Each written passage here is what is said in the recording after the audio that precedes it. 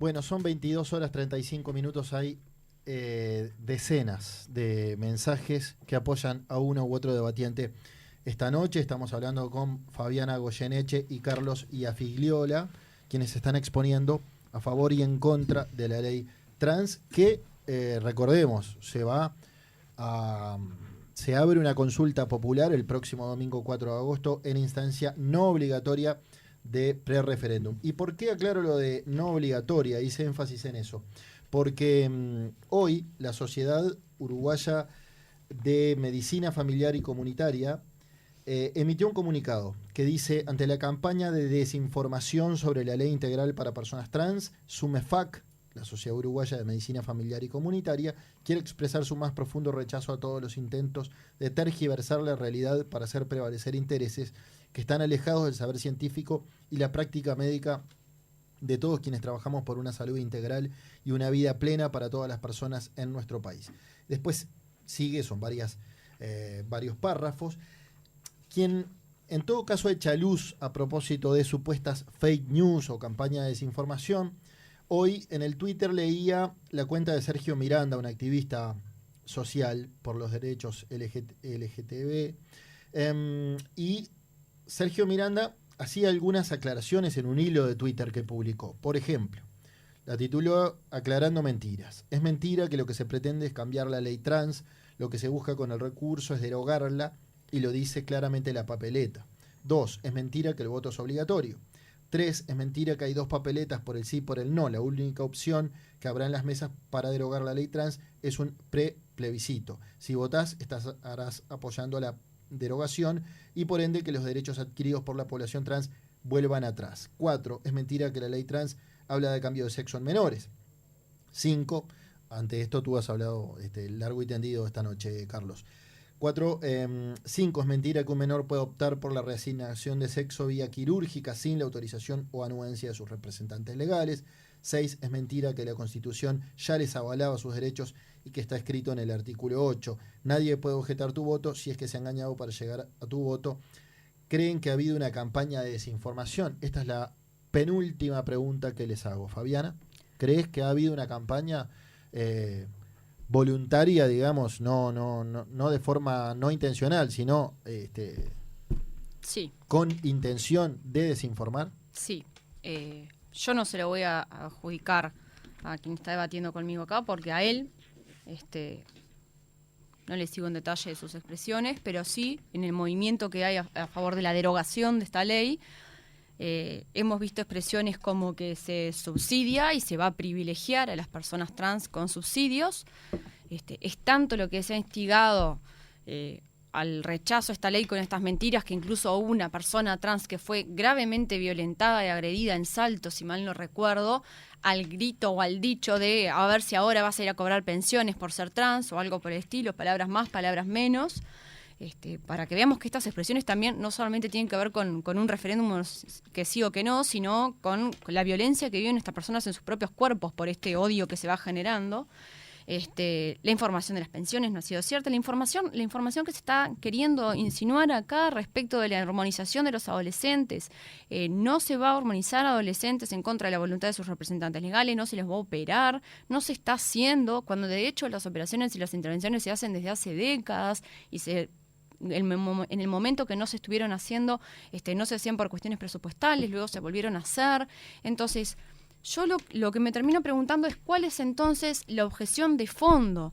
Yo escuchaba de los mensajes que vos nos leías, que bueno, que quienes creemos en la familia estamos en contra de la ley. Quienes creen en un determinado modelo de familia que discrepa muchísimo de una enorme cantidad de familias monoparentales, de familias diversas, de familias disidentes, de familias con personas trans en su núcleo familiar, que necesitan de esta ley para vivir la integralidad de sus derechos. Sería importante también que Carlos, además de hablar con personas trans, pudiera dialogar también con mamás y papás de niños y niñas trans y sepan lo que viven y sepan qué es lo que necesitan. Acá se está planteando una antítesis que no es cierta. Por ejemplo, hablando hablando de los medicamentos de alto precio, que no se accede a los medicamentos de alto precio, pero es que se quiere subsidiar operaciones. Y son contradicciones falaces, porque lo que nosotros queremos es que todas las personas accedan a la protección integral de la salud. Tanto es así que el Estado uruguayo, desde hace 15 años, con el Fondo Nacional de Recursos, año a año procura aumentar el acceso a los medicamentos de alto precio, aunque sabemos que todavía queda mucho por delante. A mí no me lo tienen que contar, sé muy bien lo que es desear poder acceder a determinado medicamento de alto precio. Pero acá no estamos hablando de contradicciones. Y respecto, me importa mucho contestar un mensaje que hablaba de por qué determinadas medidas para personas trans y no para los gordos, no me acuerdo de quiénes hablaron, pero justo de las personas gordas hablaron. Hay muchas leyes que promueven acciones afirmativas. Hay muchas leyes que promueven acciones afirmativas para las personas afrodescendientes, para las personas con discapacidad. Hay una cuota del 4%, si no me equivoco. Hay determinadas medidas para aquellas poblaciones que han sufrido una discriminación o vulneración estructural e histórica y que por eso no han logrado acceder a los derechos, a pesar de que, por ejemplo, el artículo 8 de la Constitución dice que todos somos iguales ante la ley. Porque somos iguales ante la ley, pero en el goce de nuestros derechos esa igualdad no es cierta. Bien. Y de hecho hay también promoción de determinadas leyes para las personas gordas, incluso en el Parlamento, para atender sus necesidades específicas, porque somos iguales ante la ley, pero nuestras oportunidades, desde donde partimos y de la forma en que estamos viviendo, no es real. Y dentro de esa diferencia en la realidad, para las personas trans la vulnerabilidad es muchísimo más grande. Bien. Carlos, sos conteste en que ha habido una campaña de desinformación de alguno de los dos bandos. A ver, yo voy a hablar en primer lugar de lo nuestro, porque se vive acusando. A ver, nosotros largamos la campaña los primeros días de noviembre, campaña de recolección de firmas. Estuvimos desde noviembre hasta el 25 de marzo, donde vencía los 150 días que teníamos por este recurso de referéndum para juntar el 2%, y juntamos 70.000 firmas. No debemos haber hablado con menos de 120.000 personas. Fue poner las 70.000 firmas arriba de la mesa de la Corte Electoral y aparecieron las denuncias de que mentimos, que estuvimos incitando al odio, que mentimos. De los dos bandos se acusaron de mentiras. Un lado hacia paréntesis, dale. De un lado hacia el otro, de que las firmas que tú conseguiste, recolectaste, esas firmas se consiguieron en base a mentiras, y por otro lado, quienes están en contra de la ley sostienen que se legisla en base a que se da por sentado algunas mentiras, ¿no? Hubo acusaciones de falsedades y de falacias de ambos lados. Estoy hablando ahora de el debate que se dio en el Parlamento, hay que leerlo, ¿no? Y ahí hubo de todo, obviamente, intervenciones de todo tipo. Yo estoy hablando desde que se aprobó la ley, que obviamente lo dije hace un rato, respetamos una decisión legítima del Parlamento. Pero resulta que fue poner las firmas arriba de la mesa y se desató una tormenta. ¿Qué mentimos? Aparecieron unos audios que aparentemente decían que dijimos cosas que no eran. A ver, yo he pedido primero seriedad, porque si hablamos con 120.000 personas y si solamente tienen para mostrar 4 o 5 audios de que aparentemente mentimos, sean serios, lo he pedido, y además sean respetuosos de los 70.000 uruguayos que firmaron, pusieron su nombre, credencial, firma triple huella digital, porque eso lo establece el referéndum. Entonces, en primer lugar eso. Después vino lo de la denuncia penal, la frutilla de la torta. Y ahora, yo lo que he visto, lo digo con total franqueza, yo agradezco enormemente, Fabiana Goyeneche, que hayas venido a debatir. Como hoy se lo agradecí a Martín Couto. ¿Por qué? Y porque la verdad que no puedo creer, en este tiempo que venimos debatiendo el tema, que se sabe que va a haber pre-referéndum, no apareció un solo legislador de los que la apoyaron, la votaron, y miren que son unos cuantos que la votaron y la apoyaron, a salir a confrontar y a hablar con la ley arriba de la mesa. No apareció ninguno. Tuvo que aparecer Martín Couto, ahora Fabiana Goyeneche. Entonces yo digo... Bueno, saludable el debate. No, todo bien, pero a ver, todos los legisladores que hubieron, no hubo ninguno que saliera. Entonces, no sé, a mí me parece que de este lado, del lado de quienes defendieron la ley, lo que hubo básicamente fue tratar de desprestigiar nuestra campaña. Hubo insultos de todo color y tamaño, amenazas, O sea, yo ya estoy pasado a esta altura de mi vida, con 56 años y 40 de militancia, estoy pasado, no me entran ni las balas. Pero la verdad... ¿Amenazas de muerte llegaste a recibir? A ver, no de muerte, pero que pegaron en el palo. Y yo he pedido a la Fiscalía que actúe de oficio. Porque la verdad, mientras de un lado pusimos la ley arriba de la mesa y tuiteábamos el artículo tal, no sé qué, del otro lado era todo ataque, todo insulto. Digo, así no se puede. Por eso es muy importante... O sea, no hablas de desinformación, pero sí una campaña sucia. Totalmente. No Bien. hablaron del tema de fondo. Señores, tengo que ir cerrando. Les pido a ambos una reflexión final. Fabián. Primero, las reacciones en contra de la derogación de la ley no son ataques, son resistencia.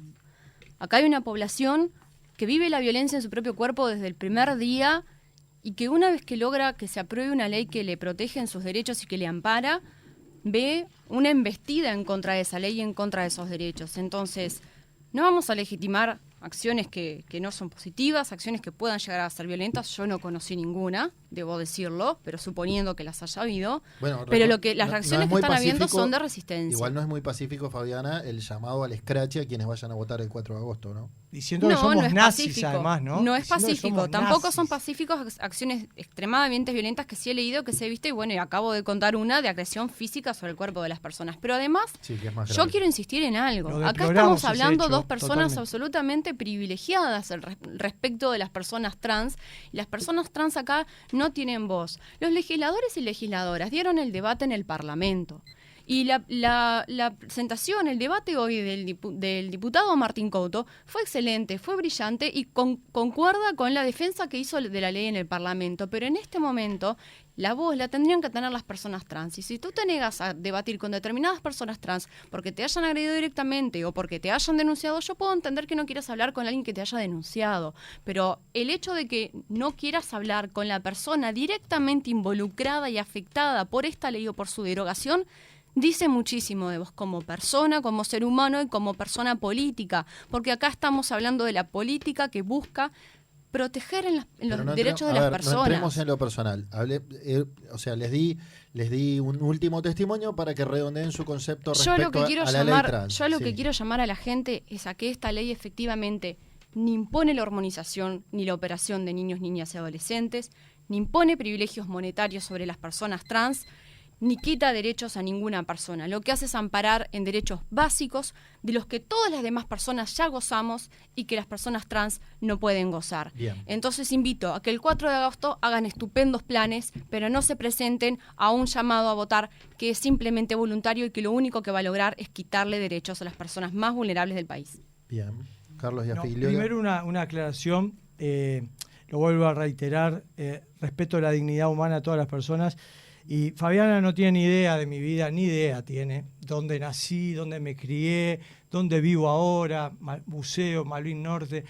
He tenido contacto con personas trans y con personas con distintas orientaciones sexuales. Me muevo en el mundo del carnaval y está todo bien y tengo amigos. No se trata de eso. Yo respeto a la persona. Se trata de que acá estoy hablando de que estoy en contra de una ley. Y creo que aclarado donde está el núcleo central para nosotros, que es que esta ley permite la hormonización de menores aún sin el consentimiento de los padres. Un tema gravísimo. Porque, entonces, te pregunto directamente, ¿por qué invitas a la gente a votar el 4 de agosto? Porque me parece que necesitamos que se proteja, como lo decía hoy, a los más vulnerables de la sociedad, que son los niños. Porque necesitamos que se siga protegiendo la patria potestad. Son los padres quienes tienen el deber y el derecho de ocuparse de la vida de sus hijos. Porque necesitamos que se siga respetando la Constitución de la República, que esta ley la vulnera claramente, vulnera el artículo 41, patria potestad, vulnera el artículo 8, que dice que todos somos iguales ante la ley. Entonces, eso desde el punto de vista de fondo. Y también quiero hablar, que al final, convocar a todos los uruguayos a que vayan el 4 de agosto y acompañen con esta papeleta, porque por lo que decía hace un rato, lo que ha habido en este tramo de campaña hacia el 4 es, de un lado, información, ley arriba de la mesa, y del otro lado insulto y agresión. Entonces me parece que es buena cosa que se dispare el referéndum derogatorio para que tengamos más tiempo para que el pueblo uruguayo pueda conocer esta ley y pueda, en función de conocer esta ley y ver los argumentos, tomar una decisión en el referéndum derogatorio que va a ser obligatoria para todo el pueblo, no como ahora que es un tema que es voluntario. Entonces me parece que es muy importante que el 4 de agosto podamos reivindicar la democracia poniendo la papeleta y que después el pueblo decida si quiere mantener o derogar esta ley. Bien. Carlos Giafiliola, Fabiana Goyeneche, muchísimas gracias por acercarse esta noche a los estudios de 970 Universal a debatir con respeto en la gran mayor parte de todo este rato. Gracias a vos, ha sido un gusto. Y bueno, créanme que quedaron claras ambas posturas. Yo te agradezco, Checho. De nuevo te pido, Fabiana, disculpas si en algún momento levanté la voz. Me preguntaré a mi esposa, los que me conocen saben que en algunos momentos se me va la moto y levanto la voz. Te pido disculpas, no fue con intención de faltarte el respeto. A veces soy acalorado. Y qué bueno que haya venido el hombre aceptadas del humor. Imagínese cómo se sienten las personas trans cuando se habla de esta ley. Si nosotros, no solamente usted, nos ponemos tan viscerales cuando la discutimos. Yo hablo con personas trans y hablo perfectamente. Pero no públicamente. Bueno, muchísimas gracias.